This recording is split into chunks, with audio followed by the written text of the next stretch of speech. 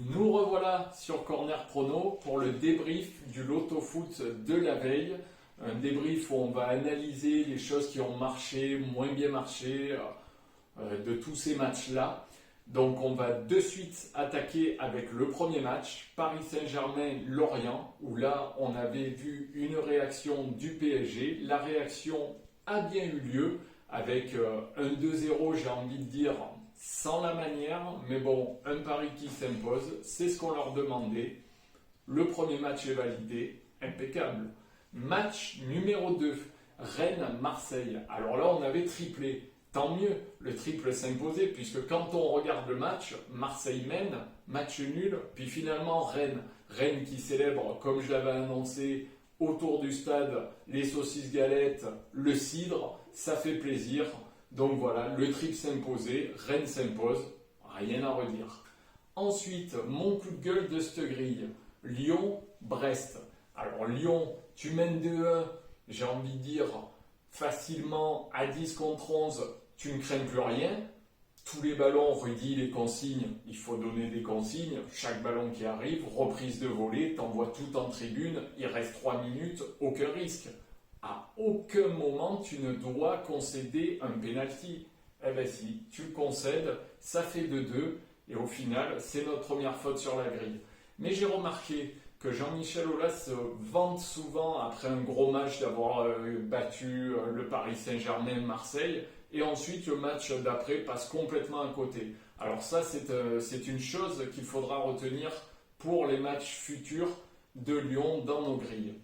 Ensuite, match numéro 4, Monaco-Lens. Alors là, on voit Monaco s'imposer sur le rocher, complètement à côté. 3-0 pour Lens, rien à redire.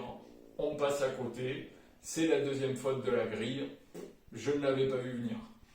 Ensuite, match numéro 5 avec un Bordeaux-Saint-Étienne. Des Verts dont j'attendais la réaction le week-end dernier et la réaction s'est faite hier.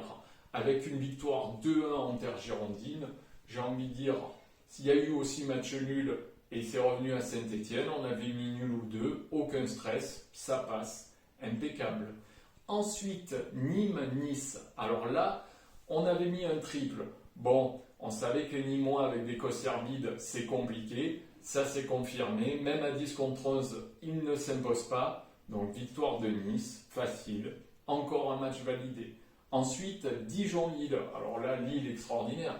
Lille, ça enchaîne les matchs et pourtant ça enchaîne les victoires. 2-0 à Dijon, rien à redire, parfait.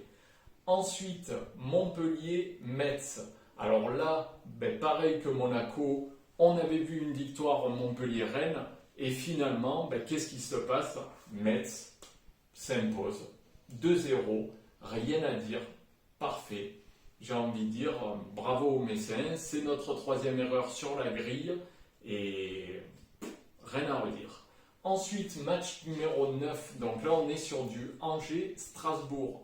Alors là, une victoire strasbourgeoise, elle était prédite en simple. J'ai envie de dire, pas un brin, on a tremblé. Impeccable. Victoire de Strasbourg, rien à redire.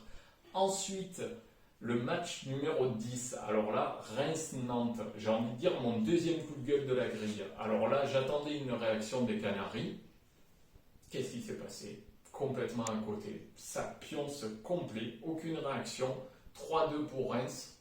En plus, ce qui met un peu le démon, j'ai envie de dire, c'est qu'on met 2 ou N et c'est le 1 qui passe. Donc là, c'est comme ça, à tirer des conséquences. Pareil, il faut le garder en mémoire pour la préparation de la grille de ce week-end, mais on reviendra dessus lors de mes pronostics. Mais bon, voilà, c'est la 4e défaite de la grille. Dommage.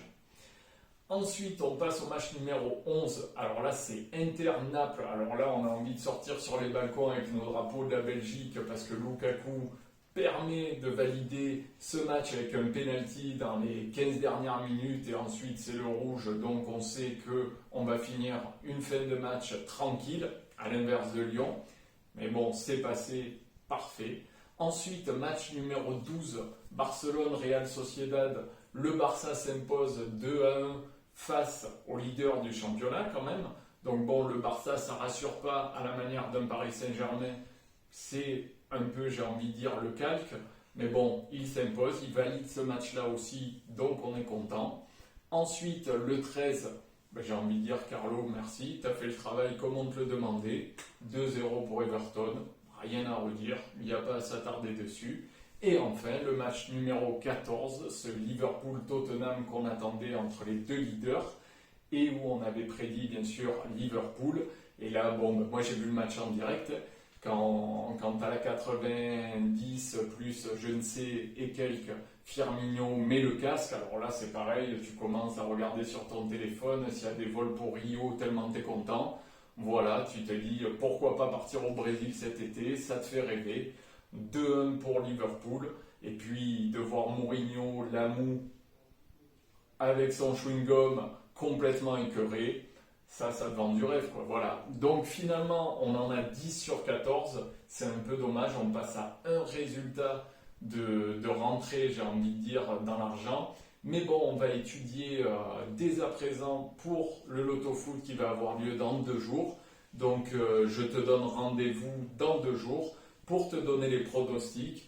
Et n'hésite pas à t'abonner, à liker la chaîne, ça fait toujours plaisir. Allez, à dans 2 jours.